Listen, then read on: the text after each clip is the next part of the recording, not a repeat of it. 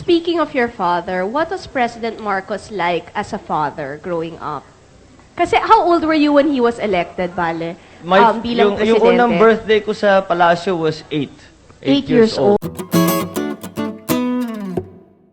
Years? All of my teenage years and Including your 20s. most of my 20s, Oo. mga 28 na kami nung umalis. So that was a long time. Yeah, in the Was he a parliament. disciplinarian?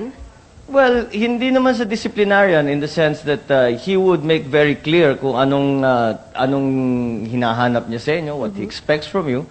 And he would make it very clear if you did not live up to the standards that he put, that medyo masamang pumapalo or something like that. Hindi naman gano. Ang mommy mo, Mami ko, mas lalong Yes. hindi. Masyadong mabait yun. She cannot even, she would just, siguro pag hindi na niya matiis yung frustration niya, iiyak na lang yun. Pero in terms of actual beating, as the Yes. English call it, I was beaten more in my school in England than I ever was by my parents. but when you were studying here, nasa Lasal ka, di ba? Lasal Green Hills, yes. How was it? Was it a problem dahil marami kang bodyguards? Were the other boys medyo aloof ba sila sa'yo? Well, I'm sure nadaanan mo rin yun. Of course. Naman yung mga ganong edad, hindi pa masyadong naiisip. Natutuwa lang sila. May mga baril ba yan? May mga yan lang naman ang tinatanong. But madaling makalimutan yan. Basta't mga bata, nakikita mo, magsasama-sama, maglalaro yan. So it wasn't really a problem. And when it would have been a problem in high school, I had already left. So I was in England. Hindi na masyado yung security nakikita.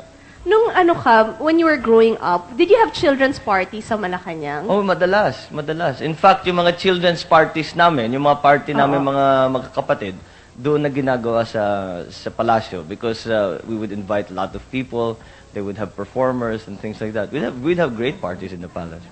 All your life kasi, Bale, both parents are very active in politics. Do you think that is what has led you to go into this kind of life?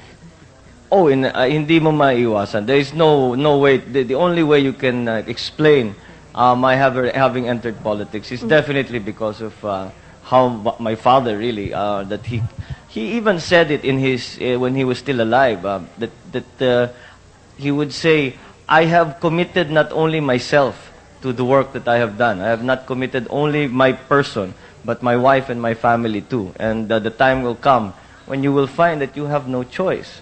Not to enter politics, but perhaps in the positions, in the kind of causes that we would champion. So, matagal na talagang alam na namin na kahit papano, yung ginawa ng aming ama will affect us for the rest of our lives, in whatever fashion. So, and it's turning out to be true, because how can something that dominant be suddenly just go away? So kahit na ngayon, ilang taon na ito, we're still feeling the effects of what my father did. And I have no doubt, to the day I die, I will be feeling those effects. You're the middle child ba? I am the middle child, yes.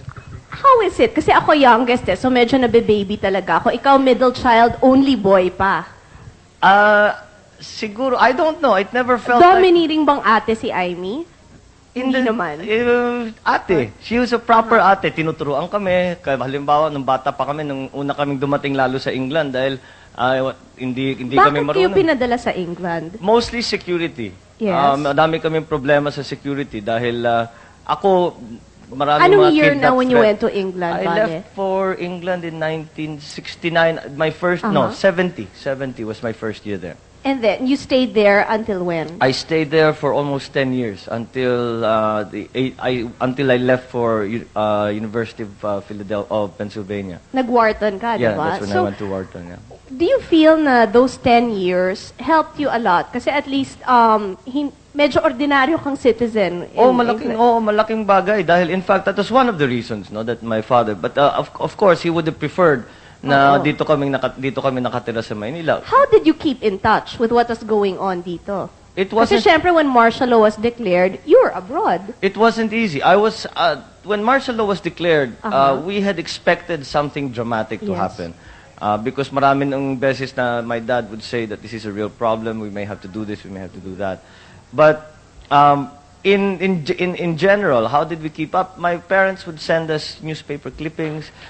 We would call, we would write. In my school in England, there was you had to write one letter to your parents every week. Talaga. So it was actually a good thing because iba yung tawag eh, iba yung sulat. Yung sulat hinahawakan mo and you can read it again and again. And it really taught I think both sides, including my parents, the habit of writing. So they would send us the news nung nauso na yung videotape, magpapadala ng videotape. So that they would try, but inevitably pag uwi mo rito, maraming nangyari na hindi mo na namalayan. So you just have to catch up. Medyo let's go naman dun sa lighter side. Ang first girlfriend mo ba, since you were in England, British ba siya? Ay, naku, nung nasa England ako, wala akong panahon, hindi kami pinapalabas ng eskwelahan. They would let me out, I would be in school for, isang semester namin was 3 months. Sa 3 buwan, I would be able to sleep one night outside of school. Yun lang. Yun lang. And every month, I could spend one Sunday out of school. So when you'd make ligaw, dito na? Dito na siguro sa Pilipinas. Kasi dito, doon, halos di ka, kahit yung mga restaurant, yung mga bar, di ka makapasok, yung mga nightclub.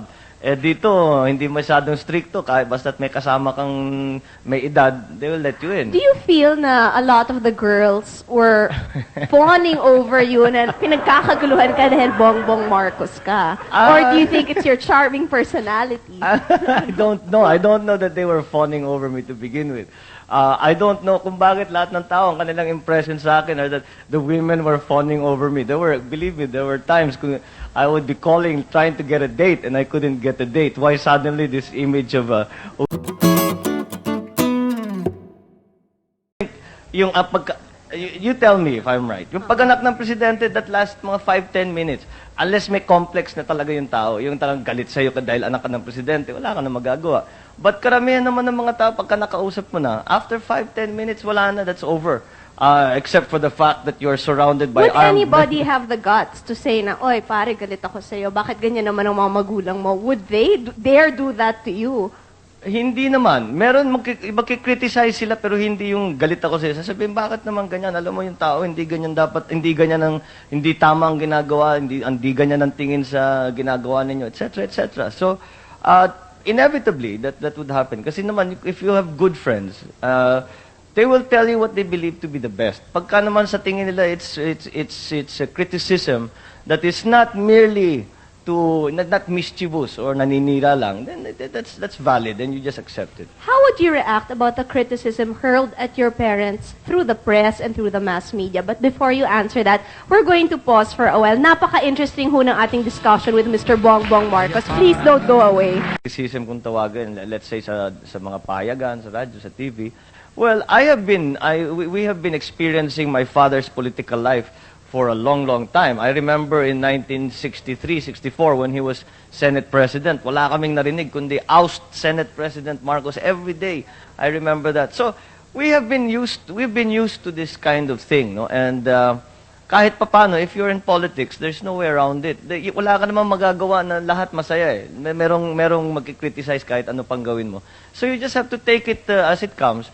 And as I said, keep your mind open. And kung talagang it is a constructive criticism, then sige, makinig ka. But you also have to not take it all to heart. Because kung minsan, etong mga nagsasalita ng pinipintasan kayo, it's not because they really believe that, dahil kalabang mo eh. Siyempre. Ano pa naman gagawin nila? Alam nga naman na pupuriin ka. So, it is part of their job. So, you just have to trabaho lang, ganyan lang naman talaga.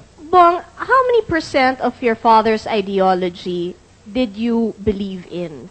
Meron bang times na sasabihin mo, hindi ganyan eh. Ito yung pananaw ko. Lalo na, I guess, when it came to youth affairs. Well, I think it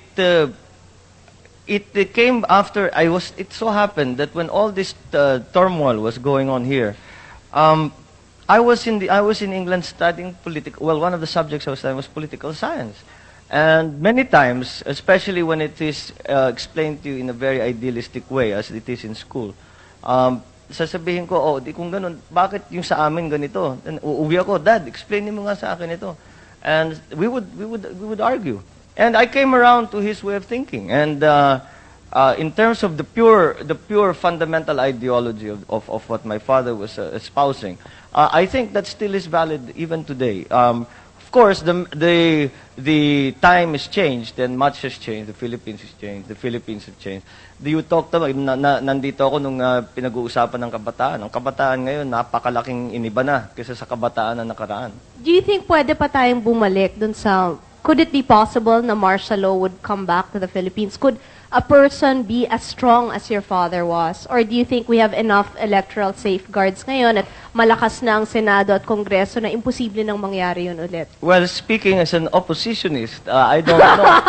I don't know na malakas na ang Kongreso at saka ang Senado because the Pangasinan Express is one term that has been used about the House about the Congress.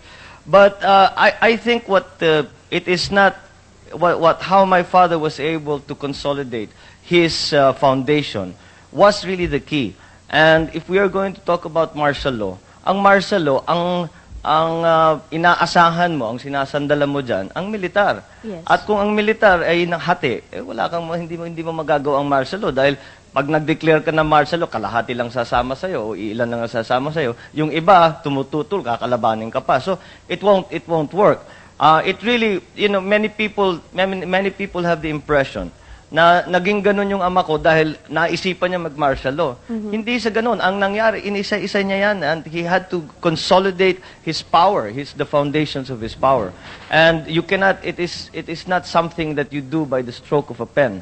It is really a political exercise by which you bring all the forces allied to you together. Na pag you declare something like martial law, I do not believe that the military is as united or has been as united since the events of '86. But are we better off this way now? Wala tayong General Ver na strongman lang, na medyo yung power talaga is divided.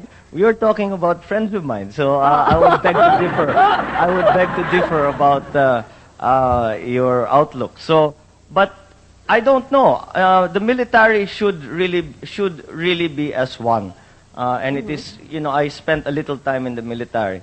And to see soldiers literally shooting each other is a very painful thing. And that is something that is to be avoided. So if we can avoid the involvement perhaps of soldiers in politics, maybe that would be something. But the way things have happened, the way the history has unfurled itself, is that I would say that the soldiers have perhaps also earned a right to be part of the political process. Now, how they will exercise that right is something that we in the Philippines will have to discuss for ourselves and decide for ourselves. You're not talking naman about a junta.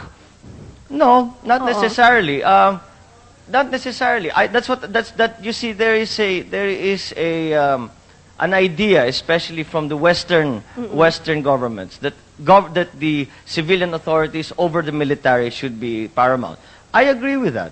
But whether or not the military should be allowed to make themselves felt as citizens is perhaps another question. That we in this country, paano mo ngayon paatrasin ang RAM sa politika? Hindi na naman sasabihin, let us now suddenly declare that all military people are not allowed to involve themselves in politics. That would be crazy because you just couldn't do it. Siyempre naman, dahil sila botante din. Hindi lang sa ganun, nandyan na sila. Pinapag-usapan natin si Greg Hunasan kung tatakbo o hindi. Nandyan ang paano mo sasabihin? Kung tumakbo siya, iboboto mo ba siya? Si Greg, depende sa plataforma niya. And so far, sa pinapag-usapan, yung napapag-usapan, he is still reformist. And what he intends to do, what he has said that he would do. Does it impress you? It seems to jive with much of my thinking. So I would like to get into it more. I would speak to him about it. But on the face of it, I would say that perhaps we would have much in common. Kinukyu na nila ako. But before we go to our commercial gap, I need a lighter question from Tita Swarding. Gusto ko marinig yung bong. Thank Yes, you, Tita Kris. Swarding. And good evening, Bongbong Marcos, no? Kasi Bongbong, nung tumawag ako sa phone sa office ng office mo, no, sa congressman's office, para bang ubang nagkaroon ka ng crush kay Kris Aquino? Aray ko naman, Diyos ko! Okay, sasagutin ni Bongbong yan. After you pause for this, please don't go away. Kapayapaan, sana, kalayaan, sa tagal na rin yan.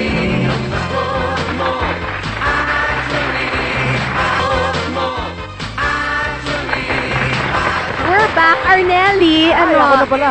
Embarrassed daw ako sa tanong nyo. Oo. Kalain ni Bongbong, pinafeed ko yan. Alin ang alin? Yung kung nagkaroon siya ng crush sa'yo? Yung ba yun? No, hindi, Chris. Sorry nga, you're so embarrassing. natin. Talaga? I'm sorry, Chris. Pero nung nakausap ko kasi yung secretary ni Bongbong sa office, lagi daw binabanggit yung Kris Aquino hanggang ngayon. Totoo yan. Pagka lumalabas ako, Oh, yan. Ito nagka-crush.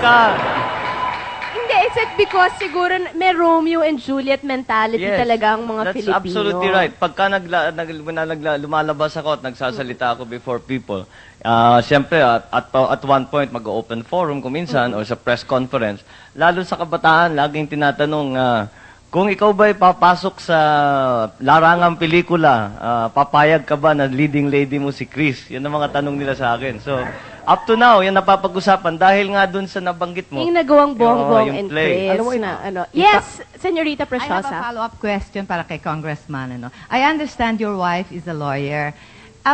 What is it like to live with a lawyer wife? Does she nag? Do you argue a lot? Do Will you she be debate like, at the dinner table? Hillary Rodham Clinton. Well, si Lisa ba has the Lisa, tendency? no. Lisa is, you know Lisa. Yes, I know She's her. not at all like that. Lisa does not bring her work home. Pagka, Is she a practicing lawyer? yes, she is. She is practicing Corporate right or now. criminal? She was in litigation, but she's now sort of going towards corporate more and more.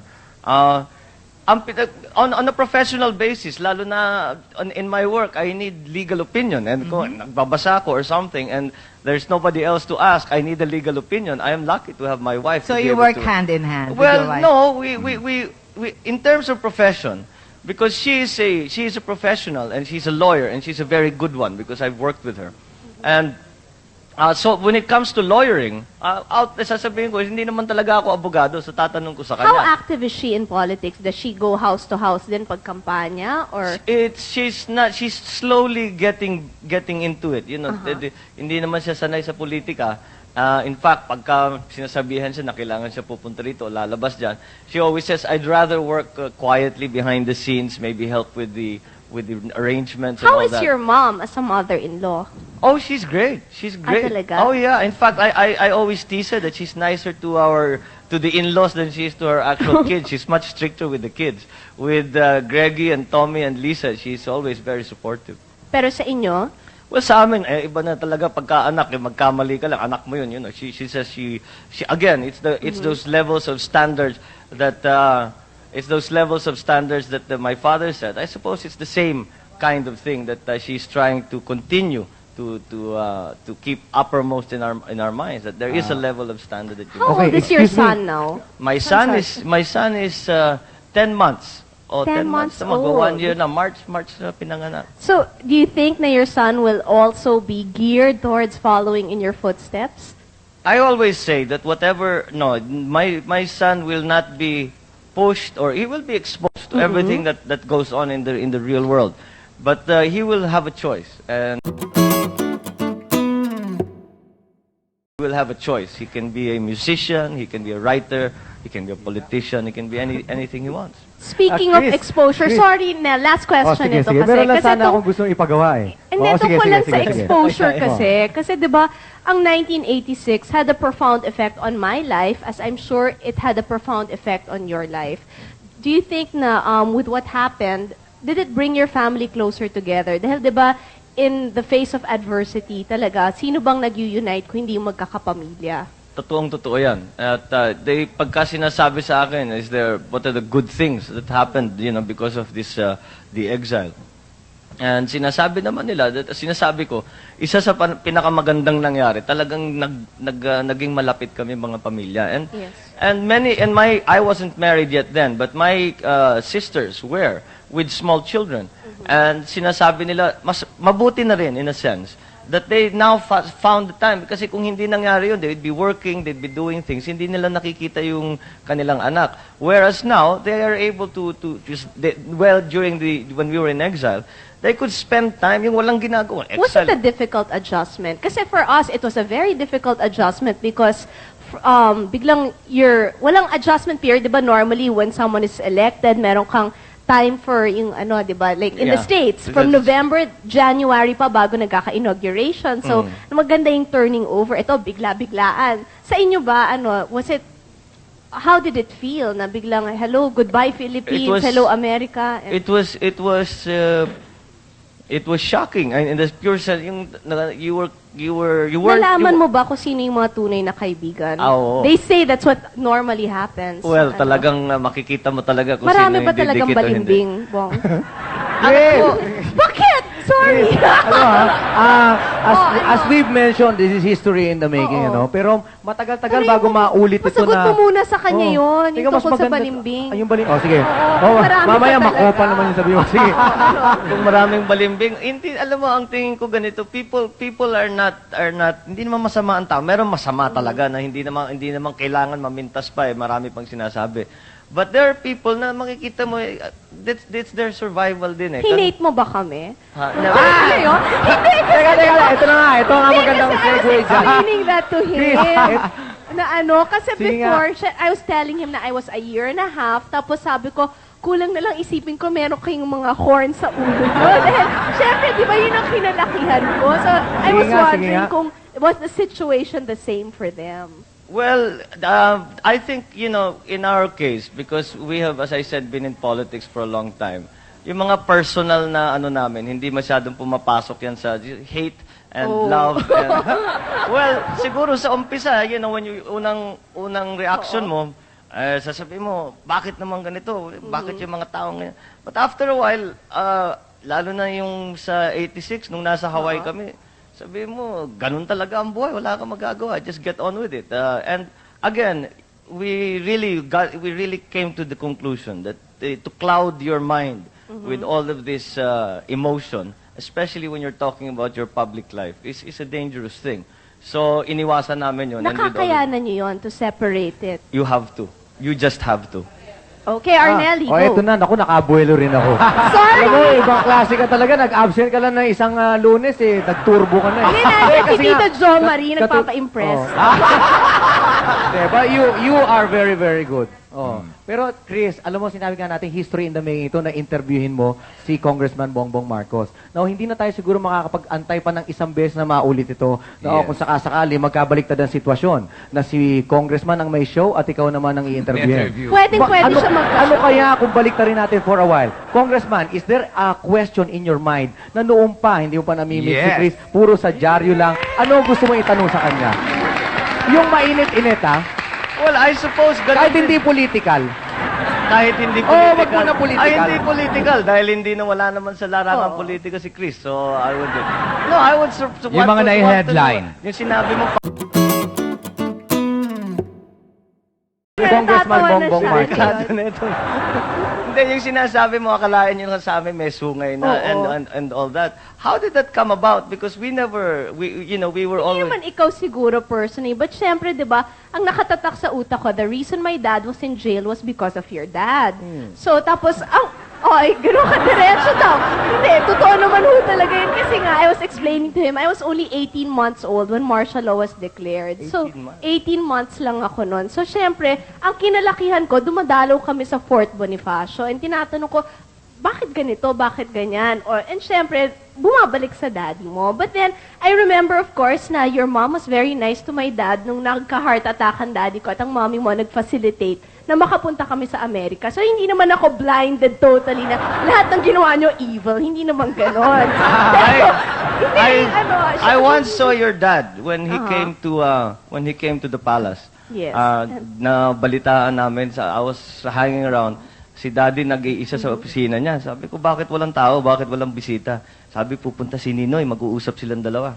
And your father arrived. And I was so surprised, nakatago ako sa likod. As usual ko, basta't may alam kong medyo importanteng nangyayari. Like, you talk about history in the making. That was history in the making. Nakatago ako sa likod. And I was so surprised. Ang tawagan nila, Brad. Because they were both Hindi, from sa Upsilon, di ba? And I remember a question that my father asked. And it's, your father asked this. Sabi, Brad, bakit mo naman ako kinukulong? Bakit mo naman ako linagay sa Fort Bonifacio? Ang tanong naman ng tatay ko sa'yo, Oo. Brad, kung ikaw nasa posisyon mo, sa posisyon ko, hindi mo ba gagawin?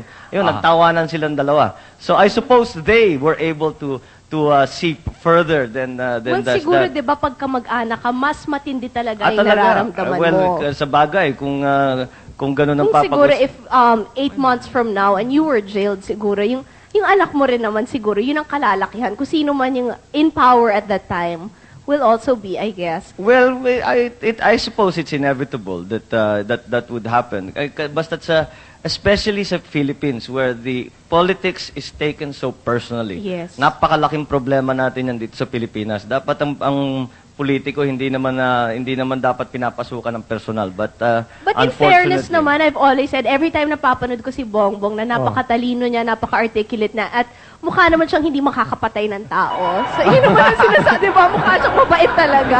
Chris, Yes. excuse me, no? Ang ganda kasi ng discussion na talaga sobra over my dead body. Sa totoong gusto ko lang, saludo ako sa inyong dalawa, hinahangaan ko kayo kasi napakatalino nyo, ano? Pero kayong dalawang tatanungin ko, someday, may ambition ba kayo na tumakbong presidente? And would you be like your father? Aha. In case you'll be At the maglalaban pa kayong dalawa. president? Oo. Hindi ako, Would the scenario be the same? I think in my case, mas mahirap siguro because babae nga ako. And yung sa mommy ko was a very special situation. I think to this day, very, very male chauvinistic ang ating society. So mahihirapan pa ho ang mga babae. I don't know if 30 years from now, the situation will be different. Aha. Pero ako siguro gusto ko hong maglingkod sa mga mamamayan, but I don't think politics is my cup of tea at this moment. Yes, what about Bongbong? Excuse mo, Bongbong. Una, I beg to differ. Ang mga, wala nang, lalo na ngayon we'll talk again about the youth. Yung mga kabataan, yung mga chauvinistic na dating cultural impediments natin, wala na ngayon yan. And I would say that certainly, in our society, there are so many women are dominant in their societies. As sa Ilocano, talagang matriarchal society kami, and we really respect the role of a mother, wife, and the woman in So I guess you in our make a very culture. good husband kasi di ba? Well, I try. Maganda yung ano niya. I- What I- about you? Yung About tanong running namin for the sa'yo. presidency, I don't know. Is it one step at a time? No, I did Yung not ano? enter politics to become president. You entered it for what purpose? I entered, very specific yung akin. Doon lang nasa Hawaii kami. I remember when we arrived, they literally took everything away from us. And when we arrived, we had nothing. And ang mga tumutulong sa amin, yung mga lumalapit sila, tinutulungan kami, nagluluto sila, pinapakain kami, nagkoleksyon pa para makabili ng refrigerator, kung ano-ano. So, you can imagine, this is somebody who Mararamdaman mo talaga Oh, yeah, yung yung- pagmamahal ng mga tao. So, ang aming iniisip, sabi, kailangan natin magpasalamatan itong mga ito. And this is how well do you serve the province? But also, I wanted to be part of the national debate. So, I Yes. entered, sabi ko, ideal ang Congress. At hindi ko naman iniisip ang pagka-Senado. Napapag-usapan na lang yan. So, I guess here we are now, life as a way of surprising us. And now that I'm here, but I did not go in, uunahin ko yung congressman, tapos magsisenado ko, tapos tatakbo ko bilang Pangulo. Hindi ganun ang pag-iisip ko. Ang iniisip ko lang paano makapagsilbi sa tao. And we will see if that comes, but it is not the end result. Because ang unusual sa atin dalawa, nakita natin yung pagkapangulo, hindi lang yung sa television. Yes. Nakikita natin kung gaano kahirap talaga yun. And 20 years I'll ask you, is a napanood mo long- ba ang Dave? Yes. Yeah. Kasi kaming lahat talaga tuwan-tuwa dun sa pelikula Oh, ngayon. I Did you remember. feel the same way? I felt Ano? it would have been wonderful if we could have done something like that. But Oo. unfortunately, sa sine lang yun. But it would have been nice. It would have been nice to have taken a little bit of a break. Okay, before we close, I guess ang tatanungin ko lang si Bongbong, do you think that the name Marcos is an asset or a liability in terms of politics? Sobra bang expectations ng mga tao sa'yo? Well, in a sense, it is a liability in that sense because kahit na sinasabi ko, no, actually wala naman akong binabalak yeah, you will be president in 10 years. Maraming mga ganun. And you cannot say na, no, I have no intention. That it's somehow disappointing to them. But that is not an essential problem. I think overall, in fact, I have not yet found a situation where it has been a liability. After all, I can come and speak to you on your show. So being a Oh. Marcos has not held me back in any way. It's our pleasure to have you, diba? Would you like to leave a message since nationwide napapanood tayo ngayon? Lalong-lalo na siguro sa constituents mo sa Well, Ilocos. lalo na ngayon na napapag-usapan natin ng mga kabataan, I would just like to... You feel you're still part of the youth? well, maybe I'm... Pwede pa, di ba? Kasi under 39. Hirap na, namimilit na. But I still feel sympathetic to what they have to face. And kung kagaya ng sabi ko, napapag-usapan ng kabataan, I would like first of all to congratulate all the delegates for the good work that they did with the Pope's visit. At ituloy ninyo yan, tuloy nyo yung pag-aktivista ninyo, tuloy nyo yung pakikialam ninyo, at kailangan kayo ng ating bansa. Do not stop, stay involved, we need you. Thank you very much, Congressman. It was a pleasure having you. Anything from you? May phone question kasi yung mga taga Pampanga, Bongbong, kung tatakbo Yes. ka daw talagang senator. Mukhang sa takbo ng panahon, ganun ang patungo ng aking gagawin. Yes, it looks like I will be running for the Senate. Congratulations in advance. Yes. Thank you very much. Senorita Preciosa. Okay. no more Thank you time. very much. Thank you very much Bong. indeed. And- okay. Thank you Okay, so thank much. you. Maraming salamat po. Actually, you now will be back. Thank you, Congressman. Convincing otherwise qualified men and women to run. What makes a would-be politician run? What makes him or her a winning candidate? In the old days, it helped if a candidate had guns, goons, and gold. Today, a candidate is also expected to have glamour, guts, and maybe a good name, or at least one with easy recall. Enter showbiz personalities such as... Are they more winnable than others who may be better qualified? What are voters looking for then? A movie star quality? The X Factor? Looks and fame? Charisma? A satisfactory track record? What if a candidate is a first-timer? What does he or she have to do to win votes? Tell the people, why are some candidates more winnable than others? And I think we have some of the more winnable personalities on the scene today. Let me go right ahead and introduce them. Very exciting tong show namin kasi panay political chismis ang lalabas dito. Congressman Bongbong Marcos of Ilocos Norte. Have you been reading all the stories that are coming out of the press since you appeared on Kris Aquino's Oh TV yes, show? I never realized that it would be quite such a fuss, but yes, people have taken a great deal of notice. One writer even said that you're going to use it to your political advantage. Same way that Kris was going to use it to increase the ratings on her show. Oh well, and I don't think that was the intention. I think the intention was to show that it was possible for an Aquino and a Marcos to sit in a civilized manner and talk about issues, and I think we managed it. Did you talk about politics? A little bit, and you know, there were some areas that could have been a little ticklish, but I think she handled it very well. Spoken like a true gentleman. Thank you. On this side, we have from Parañaque, Vice Mayor Joey Marquez, Good evening, Tita future Julie. mayor of I hope. Parañaque. And how is Alma's contribution to your campaign coming along? I believe that she's more a politician than I am. Public office No, also. I think one in the family is enough. And as a mayoral candidate, the efforts to campaign for a seat in your city hall, no, town hall pa yun, no? Town Municipal hall, yeah. Pareho pa ba yun ng, as if you were running for a national office? No, it's a little bit harder than running the national office. Really? Kasi sa municipality, like in our jurisdiction, the convincing part, yung pinakamahirap. And so far, what have been your biggest achievements as vice mayor? Well, more of legislative functions as a vice mayor. What kind of functions? Legislative functions, legislation. What new laws did you Because steer? like having more revenues for the municipalities, enhancement of basic services. And that's one thing that I would like to explain to the people kasi parating pinapareho ang function ng mayor sa vice mayor. There's always a comparison. malayo masyado eh. And how many other candidates are running for mayoral position? As far as I'm concerned, it's a one-on-one thing. Ikaw lang as against the incumbent. Yes.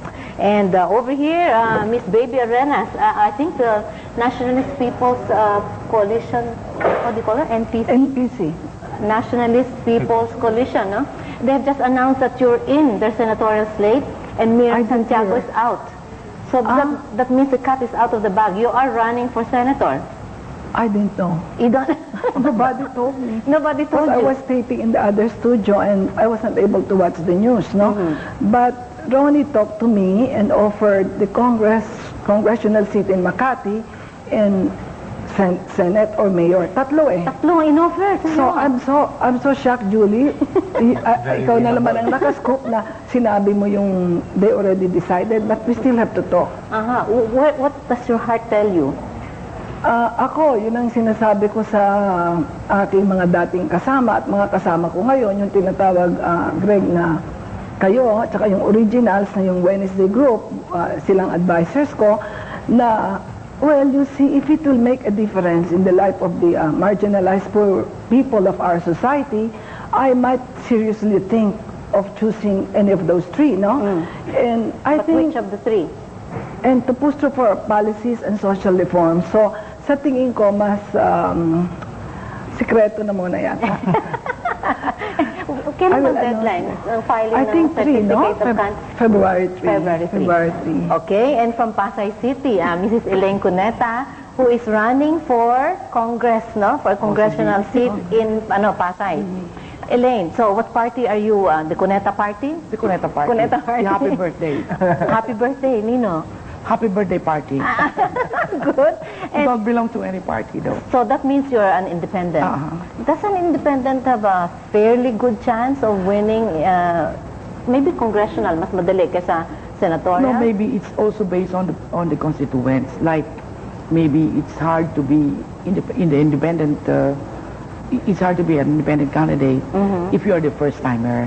But if you are a little bit known by the people and you have familiarized with your constituents and you have done so many projects for them, I think the Lord will help you to them to get the votes. Actually, they think of you as the reason for the success of Mayor Cuneta. No, the two of us. The two of you. And how is the mayor? Fine. Is he running again this year? For the last time. For the last time, which is ikailang term? I think, Hindi na I niya don't know. mabila. I could not remember. Ilang taon na yon? 30 years? No, 40. 40 More. as mayor. And he never wanted to seek a Not bigger only as position. mayor, he was a former deputy governor of Rizal before he became a mayor. And Sharon? Is Oh, no. Talagang wala. Wala pa. Wala pa. Wala pa. Pwede pa. Hanggang February 3 pa. And over there, Mr. Colonel Gringo Honasan, who is going to who is aspiring to be a senator as an independent candidate. We are on our way, Ma'am Julie, to making a firm decision. Meaning? And that will only happen when we file our candidacy. Which, but your heart is telling you what?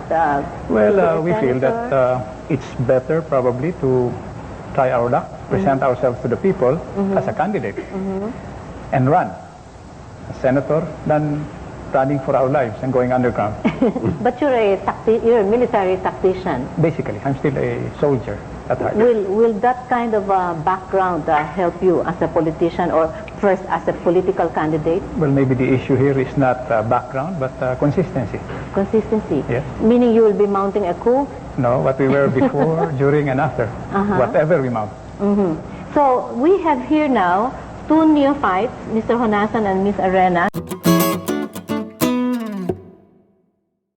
I don't think. I think she's been in politics for longer than most of us. Yeah, she's got more experience, heart-wise and head-wise and hands-wise. And our question tonight is, what makes a candidate more winnable than others? Maybe we have to zero in on the X factor. So I'd like our viewers to call us also, 931-8805, 931-5084, and 5085, to tell us what they are looking for in a candidate.